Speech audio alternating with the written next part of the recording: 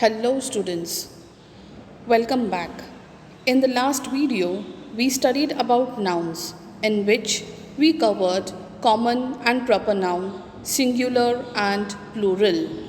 Students, I hope that you all must have noted down the rules for changing singular into plural nouns and studied it thoroughly.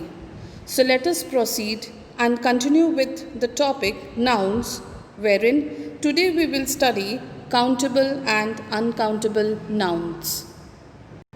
Let us see what countable nouns are.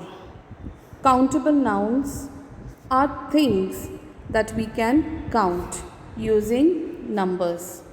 Children, they have a singular and a plural form. The singular form can use the determiner a or an. Now let us see the examples of it. In singular form, we write a boy. In plural, it's written boys. A pen, pens. A man, men. An ice cube, ice cubes. An egg, eggs. Children, the determiner a, an, it tells us the number. It stands for 1. Whereas when we add s, we can count the eggs over here. When we say boys, we can count the number of boys over here. Children, now let us study uncountable nouns. Uncountable nouns offer things that we cannot count with numbers. They may be with the names for abstract ideas or qualities, or for physical objects that are too small or too amorphous. The meaning of amorphous means irregular to be counted. And the examples that we have over here is liquids, powders, gases, etc., which cannot be counted in numbers. Let us see more examples. We have concrete and abstract examples here, children. We see the first example: bread, coffee, joy, time, cotton, food, duty, love. All these are examples of uncountable nouns. Children, now with the help of a table, let us differentiate countable and uncountable nouns. Countable nouns we can count. Uncountable nouns we cannot count. Countable nouns have a singular and plural form. Example: a tree, two trees. Whereas uncountable nouns have only one form, no plural. The example is butter. We do not write butters. Countable noun can use a singular verb or a plural verb. For example, the book is old. Book is singular verb.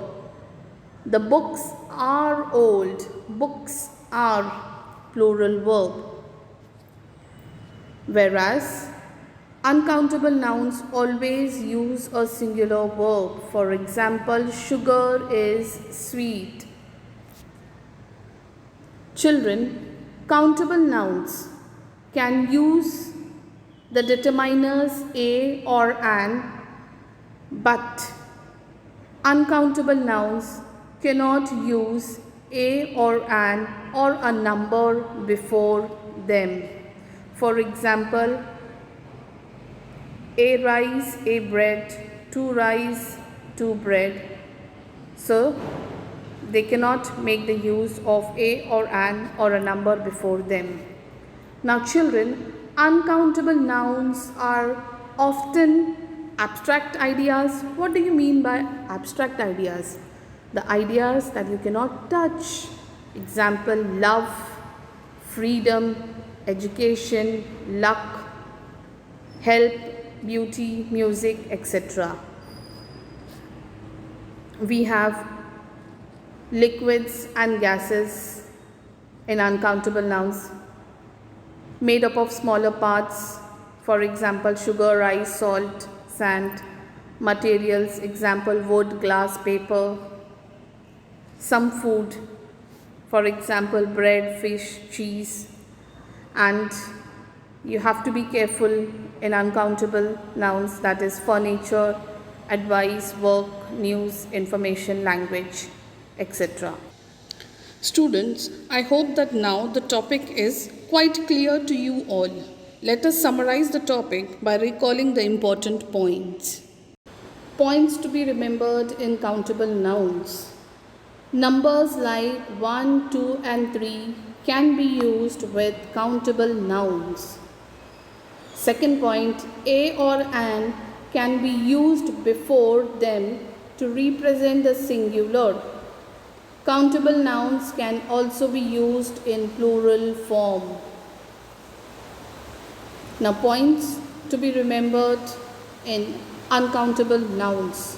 The first point, numbers like 1, 2 and 3 cannot be used with uncountable nouns. Children, we cannot use a or an with them, and we cannot use them in plural form.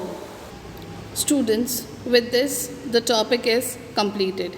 Please see that you revise the points again. Thank you. Take care.